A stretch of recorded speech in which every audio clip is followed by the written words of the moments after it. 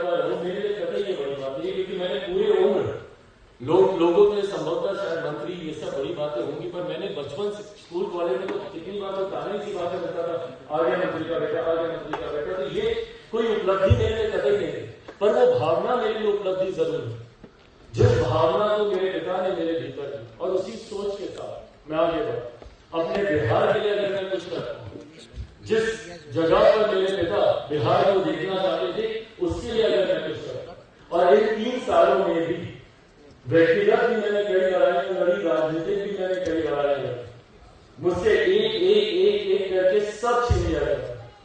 आज भले मुझे नेपोटिक कहा जाता हो, ये आजकल एक बहुत ज्यादा प्रचलित हो गया है। किसी को भी डाउनसाइज करना होता है तो सबसे पहले कहा जाता है कि नेपोटिक है, ये तो उनका बेटा है, इनको करना ही है। हम लोग ऐसी दो-धारी तलवार पर चलते हैं, नेपोटिक्स। अगर कोई अच्छा कर पाया तो करना ही था, उनका बेटा है, उनकी बेटी, अगर ये नहीं करेगा तो और कौन करेगा। और अगर कोई नहीं कर पाया तो देखो अपने माँ बाप का नाम डुबा दिया, उन्होंने इतना किया, ये कुछ नहीं कर पाया। तो हम लोग तो दो-धारी तलवारों पर हमेशा चलते हैं। पर अगर इस बात पे भी कई उंगलियां उठाई जाती है भाई पिता कर रहे, तुम नहीं कर रहे हो।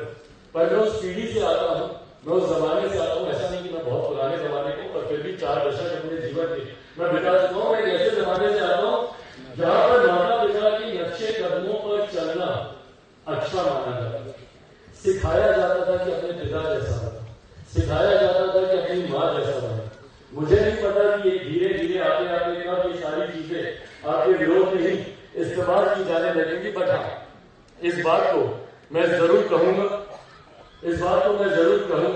कि पिछले 3 सालों में अपने पिता से यही सीखा है कि भले परिस्थितियां कितनी भी मुश्किल क्यों ना हो, आप अपना लक्ष्य बना के चले। और ये 3 सालों में यही किया है।